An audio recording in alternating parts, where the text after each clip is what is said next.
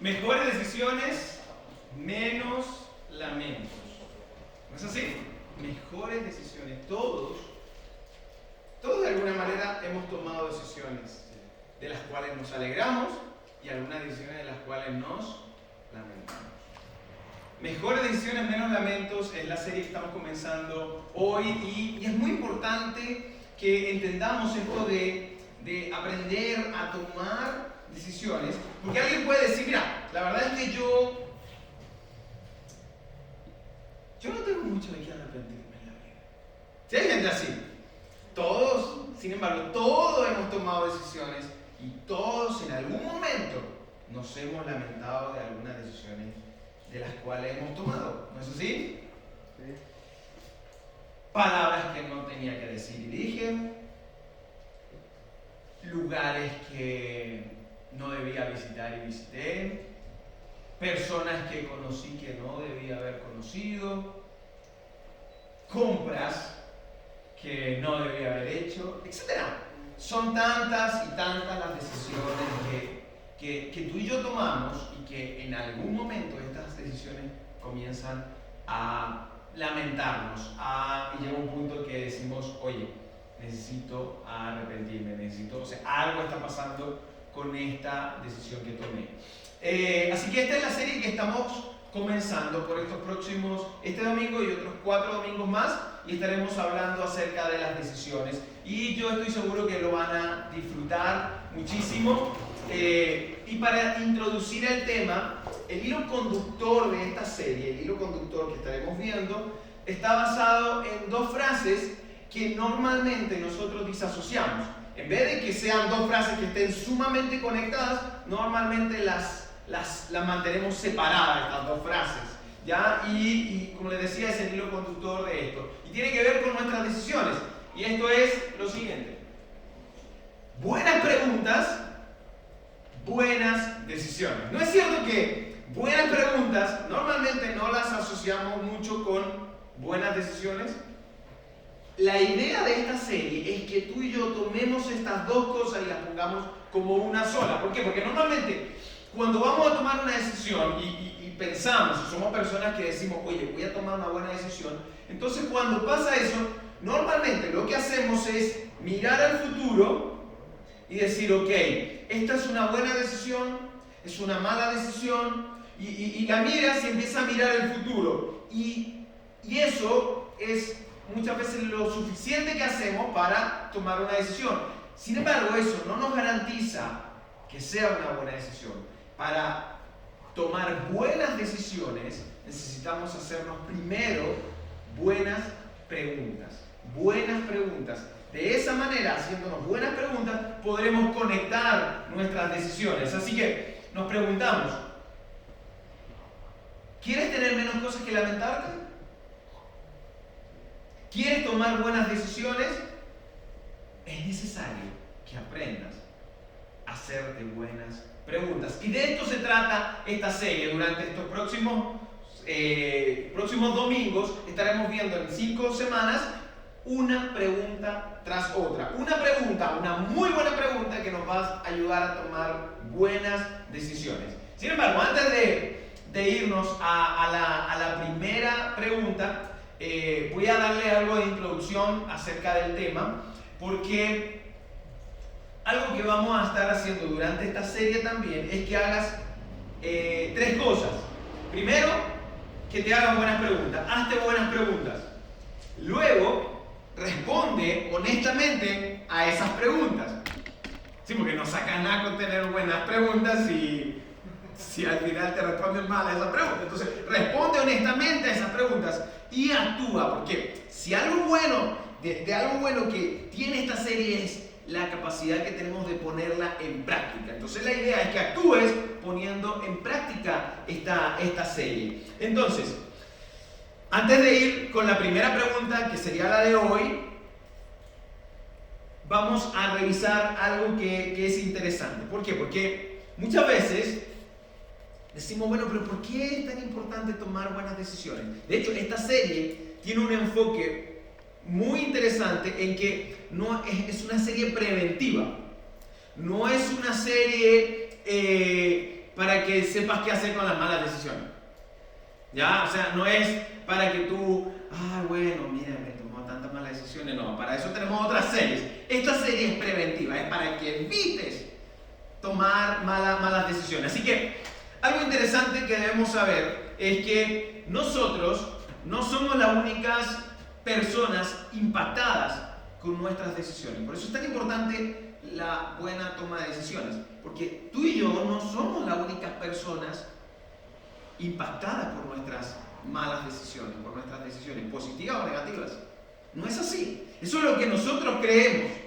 Bueno, total, yo no me arrepiento de nada, total, yo cometo mis propios errores. Es que el problema es que no es así. Tú y yo somos seres sistémicos, vivimos en un sistema. Y nuestras decisiones afectan positiva o negativamente a nuestro entorno, impactan de forma positiva o negativa el entorno que nosotros tenemos.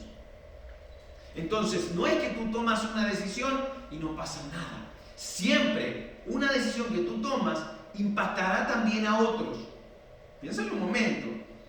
A un presidente se le ocurre atacar un país y todos, no solo el país, no solo esa persona que tomó la decisión, todo el mundo está hoy día siendo impactado. ¿No es así?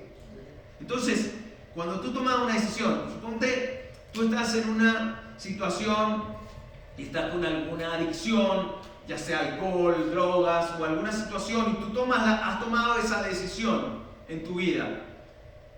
No solo impactas tu vida, también estás impactando la vida de las demás personas.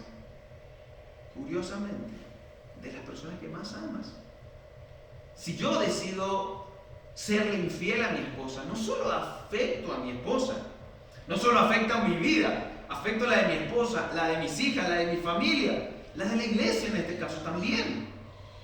El efecto contrario también impacta, las buenas decisiones también impactan. Un buen matrimonio, un buen ejemplo, ayudará a que otros matrimonios también digan, oye, se puede.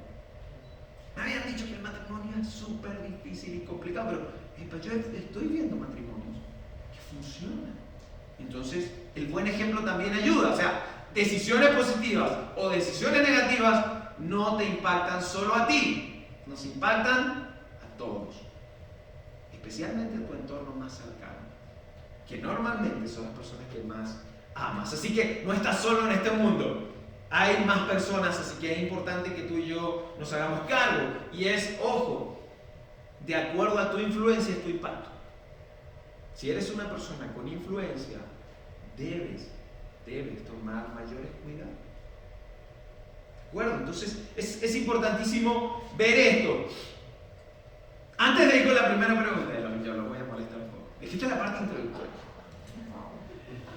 Antes de ir con la primera pregunta, hay un hombre muy sabio y es importantísimo que todos nos aprendamos esto que les voy a mostrar a continuación.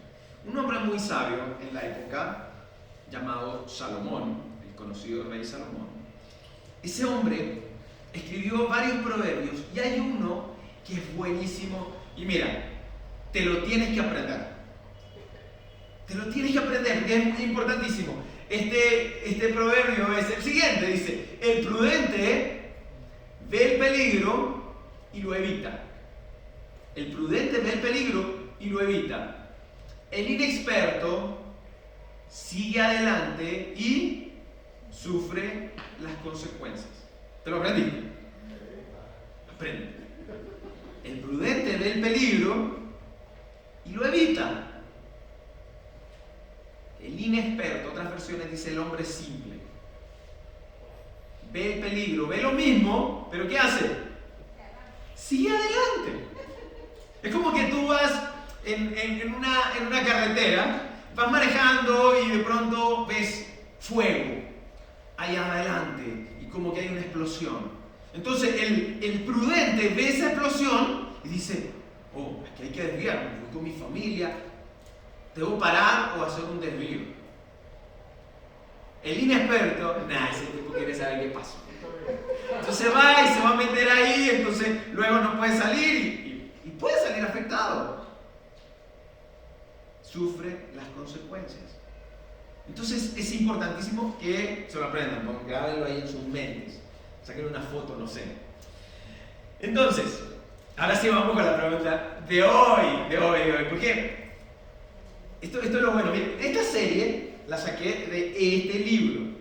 Recomiendo que lo lean, está en algunas librerías. Este libro, Mejores Decisiones, Menos Lamentos. No, yo no lo inventé. No, este es un libro de Andy Stanley, está fabuloso. Yo tengo yo gano una comisión por el libro, no. Entonces, lean ese libro, es buenísimo, que habla mucho más detalle de lo que yo les voy a hablar hoy. Entonces, la primera pregunta que vamos a estar trabajando, haciéndonos buenas preguntas para tomar buenas decisiones, la primera pregunta es la siguiente, la pregunta de la integridad. La pregunta de la integridad. Es importantísimo hacernos esta pregunta. ¿Por qué hacernos esta pregunta? ¿Por qué nos deberíamos hacer una pregunta de integridad? Bueno, estamos en una iglesia y en la iglesia es importante la integridad, la santidad y todas esas cosas. Entonces es importante, bueno, sí, entonces si tú a lo mejor no estás relacionado con la iglesia, tú puedes decir, bueno, sí, es normal, la iglesia me hablen de portarme bien y ser buenita persona. ¿No es así? Pero esto va más allá, porque la integridad no tiene que ver solo con un asunto religioso. La integridad tiene que ver con un asunto personal y con esto mismo, decisiones que luego impactan a otras personas. Entonces, tu integridad, tu manera de trabajar esto es importantísimo. ¿Por qué la integridad y por qué vamos a partir con esto? Esto lo explica. La persona más fácil de engañar es la persona que está en el espejo. ¿Quién? Tú mismo. Yo mismo. La persona más fácil de engañar somos nosotros mismos. La vemos en el espejo y la engañamos fácil. Mira, tenemos una habilidad increíble tú y yo de autoengañarnos, de autovendernos cosas, sobre todo cosas que nos hacen mal. Somos expertos en vendernos malas ideas. Somos buenísimos en eso. Entonces, ¿por qué comenzamos con la pregunta de integridad? Porque la primera persona que tú vas a engañar cuando tienes que tomar decisiones eres tú mismo.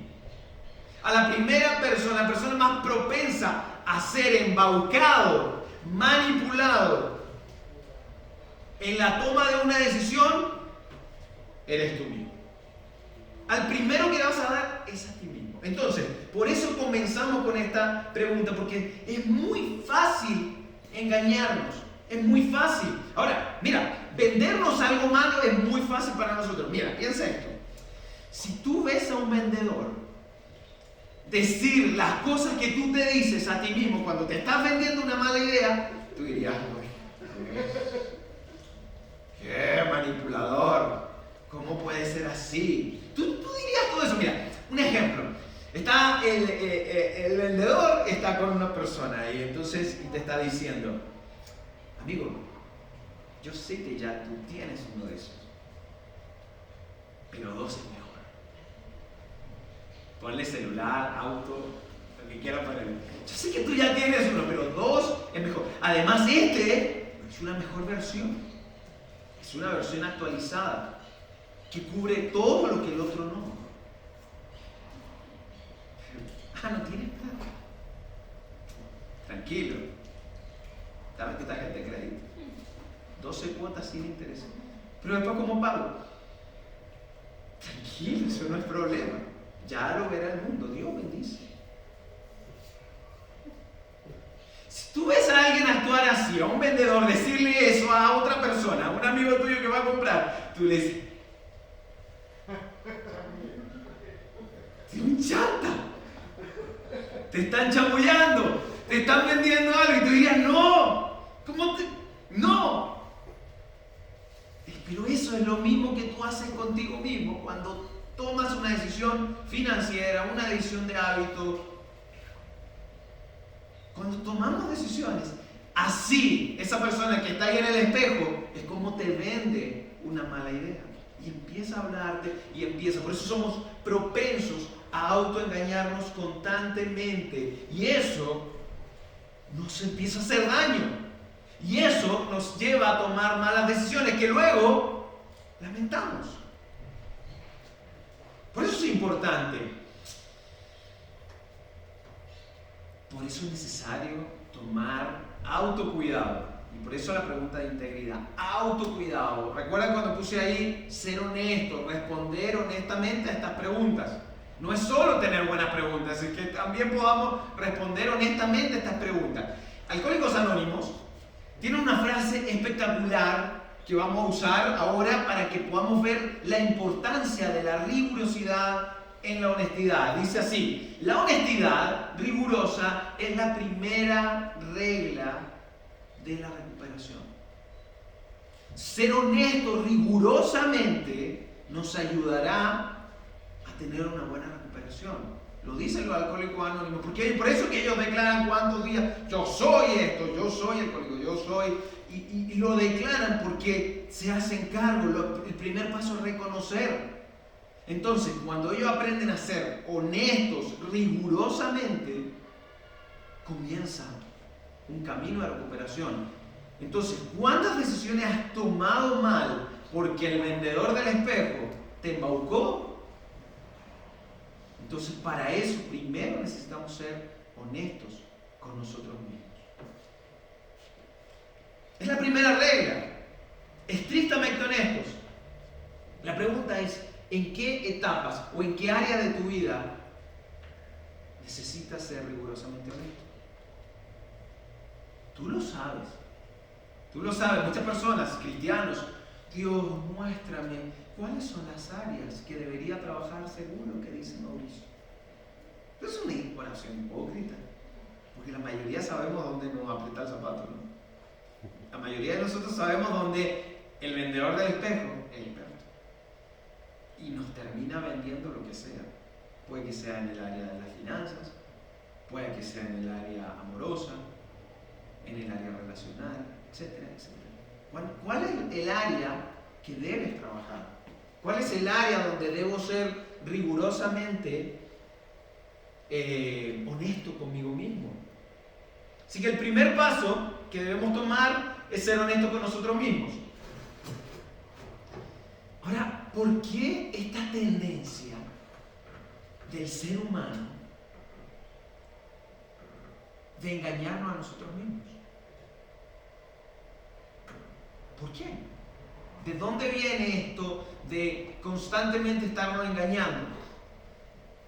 ¿Por qué vendría esto? ¿Por qué somos tan propensos a esto? Y ya les voy a responder parte de eso. Así que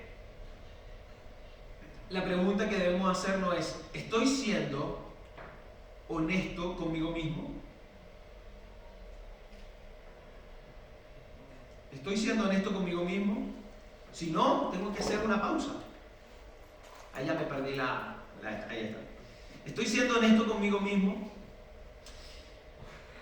Porque si no lo eres, te vas a lamentar por las decisiones que estás tomando. Háblate a ti mismo, dice acá, la verdad, incluso si la verdad te hace sentir mal contigo mismo. Sé capaz de incluso decirte la verdad aunque esto sea incómodo. Mira, estamos en un mundo donde te dice, no, mira, no hagas nada que te haga sentir mal. ¿Cierto? No solamente haz lo que te hace sentir bien. En este caso no es así. Hazte la pregunta, mira, háblate a ti mismo y di la verdad de ti mismo, incluso si es incómodo para ti mismo hacerlo. Eso es ser rigurosamente, porque tú constantemente, y la historia que luego les voy a contar, les mostrará cómo es realmente el interior de nosotros, nuestra naturaleza de autoengañarnos y cómo luego tenemos que sufrir las consecuencias por eso. Entonces es fundamental que tú y yo estemos atentos a cómo nosotros nos estamos relacionando con nosotros mismos, a aprender a decirnos la verdad y preguntarnos, ¿estoy siendo honesto conmigo mismo? Esta es la pregunta de la integridad que vamos a estar trabajando. ¿Estoy siendo honesto conmigo mismo? Cuando estoy en esa área, cuando estoy tomando estas decisiones de compras, cuando estoy tomando estas decisiones de relación, cuando estoy en medio de todo eso, ¿estoy siendo honesto conmigo mismo? Y sí, te has hecho esa pregunta. Seguramente te has hecho una pregunta similar a esta. Y tú estás así. Vamos a agregar algo que sentencie un poco más a esta pregunta. ¿Estoy siendo honesto conmigo mismo realmente? Realmente, cosa es, de verdad, pero de verdad estoy siendo honesto conmigo mismo. ¿Por qué vuelvo a preguntar? O sea, no es simplemente estoy siendo honesto conmigo mismo, sino que realmente estoy siendo honesto conmigo mismo. Cosa de que no dejar espacio para que el vendedor del espejo nos termine embaucando. Estoy siendo honesto conmigo mismo realmente. ¿En qué debo ser honesto conmigo mismo realmente? Piensa. ¿Por qué hago esto realmente? ¿Por qué decidí ir a ese lugar realmente? ¿Por qué dije lo que dije realmente? ¿Por qué decidí ponerme o voy a ponerme esta ropa realmente? ¿Por qué me voy realmente? ¿Por qué visitaré tal lugar realmente? Y esto nos ayudará a tener, como decía Alcohólico Anónimo, a tener una honestidad rigurosa para nosotros mismos, para que nos recuperemos del embaucador, que somos nosotros mismos. Y pon atención a esto, porque apenas comiences a convencerte a ti mismo de algo, de lo que sea, de algo, ahí es el momento que debes hacer una pausa. Ese es el momento que allí debería encenderse una alarma y debería decir, para, me estoy vendiendo una mala idea, estoy haciendo algo. Ahí es donde te empiezas a convencer, es cuando debes poner ojo. Aquí hay que debo tomar cuidado. Porque mira, rara vez nos tratamos de autoconvencer de una buena idea. Para una buena idea tú no necesitas andar convenciéndote. No necesitas autoconvencerte para entender lo bueno que es ahorrar. No necesitas autoconvencerte para entender que es bueno comer sano. No necesitas autoconvencerte para ejercitar tu cuerpo. Las buenas ideas no necesitan que te autoconvenzas. Pero cuando son malas ideas y tú comienzas a convencerte a ti mismo, en ese momento, pausa. En este momento debo hacer una pausa y pensar, decir, ¿a dónde? ¿Qué es lo que el vendedor del espejo me está ofreciendo? Y empezar a tomar decisiones. No necesitamos convencernos de buenas cosas, pero cuando empiezas a convencerte de algo, mira, yo he tenido reuniones, he hablado con personas y yo mismo me he visto, ¿no? Pero es muy difícil verse a sí mismo, por eso que es importante estar atento. Pero es fácil verle a una persona cuando, oye, no, tengo que hacer tal cosa, me tengo que comprar tal cosa, y empieza a hablar y no, ya está convencido. ¿No es así? Bueno, qué bueno sería aprender a verlo en nosotros mismos, porque la mayoría de esas decisiones, es más, no le decimos a nadie. Empezamos a vendernos solos. Y esto es interesante. Yo les decía, pero ¿por qué la tendencia del ser humano a comportarnos así? ¿Por qué tendemos a engañarnos? De convencernos de lo que no es bueno para nosotros. ¿Por qué ese como auto boicot que tiene el ser humano? Y esto es algo que viene de bodega, viene en el empaque, que somos nosotros. Es algo natural que viene en nosotros. De hecho, a esto se le llama sesgo de confirmación. Es un sesgo que tiene el ser humano, ya analizado, y lo han revisado muchos pensadores, psicólogos, han analizado esta tendencia del ser humano a auto boicotearnos, a tomar malas decisiones en contra de nosotros mismos, y se le llama sesgo de confirmación. ¿Qué significa el sesgo de confirmación? Lo voy a leer para que no quede muy claro. Es la tendencia que todos tenemos para buscar información o argumentos que defiendan lo que ya creemos, y las razones que respalden lo que ya tendemos a hacer. O sea, buscamos cualquier tipo de argumento para respaldar lo que ya nosotros estamos convencidos que debe ser así. Mírenlo desde el lado político, mírenlo desde el lado religioso, mírenlo con las diferentes tendencias que nosotros tenemos. Y el sesgo de confirmación es: busco cualquier argumento para confirmar que estoy en lo cierto, aunque por dentro algo está sufriendo, porque sabemos que vienen consecuencias. Hay como una vocecita interna que está callada porque el vendedor se la está ganando. Ese sesgo es el que nosotros debemos tener cuidado. Entonces, lo interesante es que la ciencia, los pensadores, los filósofos, psicólogos han llegado a esta determinación, y es muy interesante. Alguien lo dijo un poquito antes de todo esto. Y esta frase que él dijo, que esta persona dijo, ha impactado de manera increíble. Yo cada vez que la leo digo, esto impacta, y ha impactado al mundo, y esa frase sigue vigente. Y los voy a tener con tensión todo el rato, porque les voy a contar primero la historia de por qué esta persona hizo esa frase.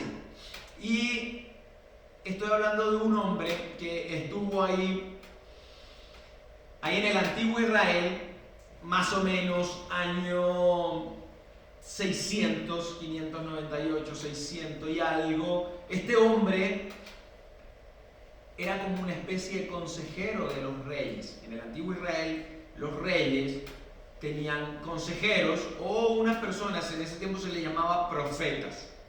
Y este hombre es el profeta Jeremías. Ese era el consejero del rey, porque la manera que Dios hablaba al pueblo de Israel, para hablarle al rey, para hablarle al pueblo, usaba por medio de hombres, y uno de esos hombres, profetas, es el profeta Jeremías. Y este hombre le tocó vivir ahí, ser como el consejero, el profeta de un par de reyes, uno con un muy corto tiempo. Y este profeta dijo esta frase, que todavía no se las voy a decir. Y habla, y esto ocurre así. Les voy a dar contexto de cuál era la historia. En esos tiempos había un rey llamado el rey, y lo tengo aquí anotado, el rey Joacim. Y este rey era un personaje, era un rey. Los reyes, y sobre todo los que nosotros podemos ver en la historia de Israel, estos reyes eran los reyes, y es como los solteros. Soy soltero y hago lo que quiero. Bueno, ese era Joacim, no era soltero, pero hacía lo que quería, ¿no? Entonces Joacim, en esos tiempos, Israel, toda la nación de Israel estaba haciendo, tenían un convenio, pero como una subyugación del imperio babilónico. Babilonia estaba a cargo, y ellos debían pagar un tributo a Babilonia, en este caso al rey Nabucodonosor. Todos estos son nombres para que ustedes les pongan a sus hijos, ¿ok? Joacim, Nabucodonosor, y hay varios más. Entonces, Nabucodonosor ya les voy a hablar de él, pero era un rey babilónico bastante, era un imperio fuerte. Entonces, Joacim se le ocurre la idea de, no vamos a pagar más ese tributo, no vamos a pagar más ese impuesto. no, y decide no pagar más este tributo. Peor aún, se le ocurre decirle, hacerse aliado de el archienemigo del rey Nabucodonosor, el archienemigo de Babilonia, que era Egipto. Y se le ocurre asociarse con ellos y además no pagar el tributo. Cuando Nabucodonosor escucha esto y se entera de lo que el rey Joacim estaba haciendo, empezó a haber problemas. Porque Nabucodonosor era un rey bastante, para no decir malo, bastante que desear. En el sentido de que... Entonces, Nabucodonosor era especial y él hacía... ¿Ven que hay gente que colecciona lápices, llaveros? ¿Cierto? ¿Ven gente que... ¿Saben quién coleccionaba Nabucodonosor? O sea, como para que sepan quién era, ¿no? Coleccionaba reyes. Cuando él conquistaba ciudades, lugares, tomaba al rey, le quitaba los ojos y los encarcelaba y les ponía cadenas de oro y cuando él estaba así, a lo mejor estaba medio desmotivado, no sé, hacía pasear a toda su colección de reyes, lo hacía desfilar con los ojos, obviamente no tenían ojos, entonces una mano tras la otra y los hacía desfilar. Y esa era la manera como el rey Nabucodonosor actuaba. Cuando Jeremías se entera de esto, el profeta va y trata de impedirle y dice: no hagas esto, esto no es bueno, esto no va a ser bueno para nosotros, no tomes esa decisión, no va a ser bueno. De alguna manera, mira, es mejor estar pagando este tributo que meternos en estos problemas. No tenemos la capacidad de llevarnos, estás llevando a una guerra. Ojo, no tiene nada que ver con lo que está ocurriendo ahora, ¿ya? Para que no empiecen a comparar. Entonces, nos estás llevando a una guerra, no tienes nada, no es necesario. Y ese fue el consejo de este hombre llamado Jeremías. Adivinen qué hizo Joacim. Por supuesto, no le hizo caso, decidió seguir adelante en esto, vio el peligro, pero siguió adelante. Y sufrió las consecuencias. Pasó a ser parte de la colección de reyes de Nabucodonosor. Nabucodonosor sitia Jerusalén en ese tiempo y toma mayor poder. O sea, en vez de solo pagar un tributo, ahora la ciudad estaba sitiada completa por Babilonia. Entonces, él decide ahora poner a otro rey y pone a Joaquín. Joaquín estuvo muy poco tiempo, que era hijo de Joacim, muy poco tiempo. Así que Nabucodonosor, entendemos que dijo: bueno, ¿saben qué? Este nos sirve para la colección. Y agarró a Joaquín, ahí yo lo había notado, a Joaquín y lo llevó a la colección. Así que Nabucodonosor, mira el poder que cada vez tenía más hacia la nación, que él decide ahora poner... Oye, todo esto está en Jeremías, yo por supuesto no les puedo leer toda la historia, son como 30 páginas, ¿no? Entonces estoy resumiendo. Entonces Nabucodonosor decide poner a otro rey, y ahí pone al rey Sedequías, que por cierto fue el último rey de Judá. Y pone a Sedequías. Y hasta ahí estaba funcionando, ahora con mayor presión bajo Babilonia, la nación de Israel. Y la cosa como que podía un poco funcionar hasta que Sedequías se recurre a la misma idea. Y él era hermano de Joacim. Se recurre a la misma idea. Y decide hacer lo mismo, aliarse con su archienemigo Egipto y no pagar más el tributo a Babilonia. ¿Qué pasó? Jeremías nuevamente se entera, va donde él, le advierte: esto, va a pasar esto, y todo. Mira, es tan loco, porque uno dice: bueno, pero es bueno defenderse de lo... Pero es como si Ñuñoa, nuestra comuna, le declarara la guerra a todo el estado de Chile. Esa es la diferencia, y más. Entonces es una locura. Él le advirtió, estas consecuencias las van a pagar todos. Así que, por supuesto, Sedequías no le hizo caso. Entonces decidió Jeremías decir, no me quedo con esto. Así que salió a las calles a hablar con la gente y decirles, ojo, Sedequías va a hacer lo mismo que hizo Joacim y nos van a meter en problemas, así que tomemos cuidado. Abran las puertas de la ciudad para que haya menos muertos cuando llegue Nabucodonosor, cosa que no haya un enfrentamiento, sino que abran las puertas, porque Sedequías nos está llevando a lo mismo que nos llevó Joacim. Esa era más o menos la advertencia que él estaba dando a toda la ciudad. Cuando Sedequías se entera de que Jeremías estaba haciendo esto, lo toma y lo mete en un pozo seco, una cisterna, y lo encierra ahí. No lo mató cuando tenía el poder de matarlo, pero no lo mató porque ellos igual sabían que había algo, sabían que Dios ponía a estos hombres ahí. Entonces no lo mató, por alguna razón decidió no matarlo y lo metió en ese pozo seco y ahí lo tuvo encerrado. ¿Qué pasó? Nabucodonosor se entera de lo que había pasado y ¿qué hizo? Sitió aún más la ciudad, hizo un bloqueo. Entonces la ciudad ahora ya no recibía alimentos. Entonces, para que la gente comenzara a morir de hambre. Y ves cuando la gente toma una mala decisión. ¿Y qué viene después de una mala decisión? Aparte de las consecuencias, más malas decisiones. Entonces él, aparte de la mala decisión que ya había tomado, él se le ocurre tomar a su familia y escapar de noche. Y Nabucodonosor, los hombres de Nabucodonosor lo atrapan. Y Nabucodonosor, su gente, mató a cada uno de sus hijos enfrente de él. Y a él lo tomó, le quitó los ojos y lo puso en su colección. Y fue el último rey que tuvo Judá. El último rey. Una decisión tras otra. De hecho, antes de eso, él fue a buscar al profeta Jeremías y le dijo, dile a Dios que pare esto, por favor, haz algo. Y le dijo, ya es muy tarde. Ya Nabucodonosor está entrando. Y ahí fue lo que pasó, el bloqueo y todo lo demás.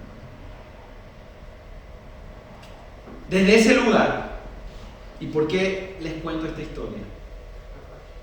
Desde ese lugar es que Jeremías, quizás muy conmovido por todo lo que había ocurrido, Jeremías decide escribir esto. Yo me lo imagino atormentado, viendo lo que había pasado, orando, preguntándose, y escribe esta frase que queda registrada. Y dice así: engañoso es el corazón, más que todas las cosas. Engañoso es el corazón más que todas las cosas. Fíjense lo interesante de la palabra engañoso o engaño. Lo engañoso no se nota. Es más fácil descubrir o no confiar en alguien desleal o mentiroso, porque si tú ves la fama de esa persona, tú sabes que es desleal o engañoso, entonces tú dices, bueno, no confío. Y tú dices, y te puede alejar de alguien desleal o deshonesto, pero engañoso, porque el engaño siempre tiene partes de verdad. El engaño es un parásito de la verdad. Entonces siempre hay verdad, siempre hay verdad a medias, siempre hay cosas a medias. Entonces el corazón tiene verdades a medias. Entonces por eso que cuando tú te quieres comprar algo y no deberías tomar esa decisión y tú empiezas esa lucha y el vendedor te empieza a vender, empieza a usar verdades, empieza a usar esos deseos que tienes a convertirlos en necesidades. Ya no es que deseas eso, lo necesitas. Y empieza a usar medias verdades. Por eso lo engañoso es tan complicado. Y el corazón es engañoso. Luego sigue diciendo, y lo sentencia, y sin remedio. El corazón es engañoso más que cualquier otra cosa y sin remedio. ¿Cómo? No hay remedio. Está puesto en nuestra necesidad. Ese sesgo ya está puesto en nuestro corazón, en nuestra naturaleza. Está puesto ahí. Y sigue diciendo, ¿quién lo conocerá? ¿Quién puede conocer realmente nuestro corazón? Y tú y yo cargamos esto día a día. Por eso que es tan importante para la toma de decisiones la pregunta de integridad.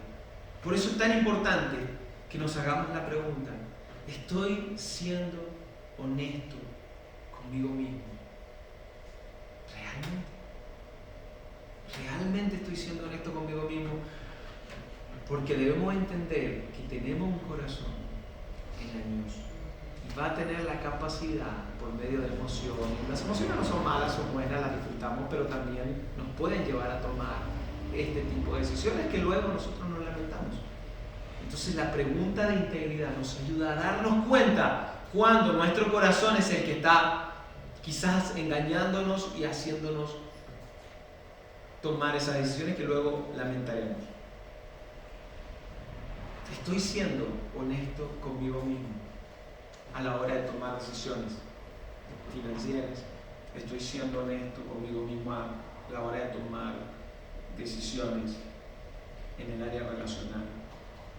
Estoy siendo honesto conmigo mismo a la hora de tomar decisiones en las áreas emocionales, en cualquiera de las áreas. Estoy siendo honesto conmigo mismo realmente. ¿O voy a dejar que el vendedor del espejo me venda lo que se le dé la gana? Estoy siendo honesto conmigo mismo cuando tenga que ir a un lugar y yo decida por qué estoy yendo. Reunirme con alguien, ¿por qué lo estoy haciendo? ¿Para qué lo estoy haciendo? No, es que es bueno porque es necesario, porque puede salir un negocio.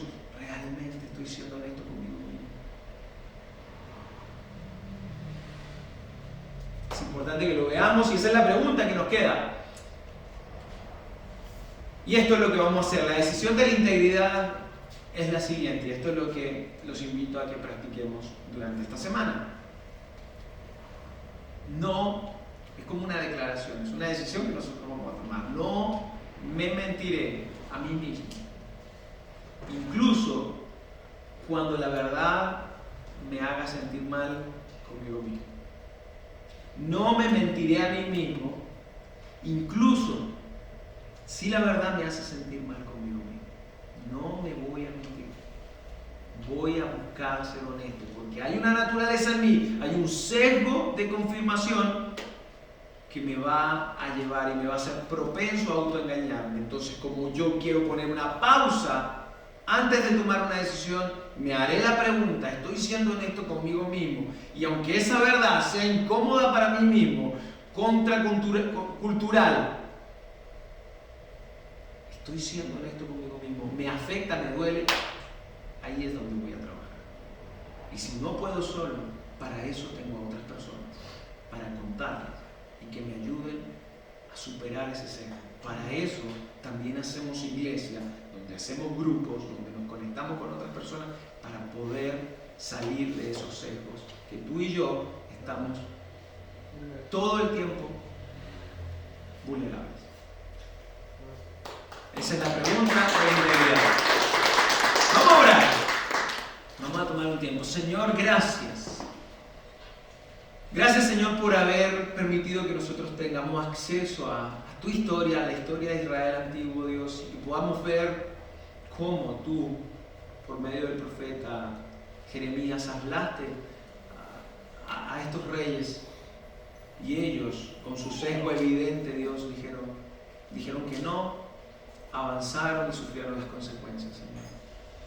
Dios, gracias por esa historia para llevarla hoy a nuestro contexto, donde constantemente, Dios, estamos siendo propensos a ser embaucados por nosotros mismos.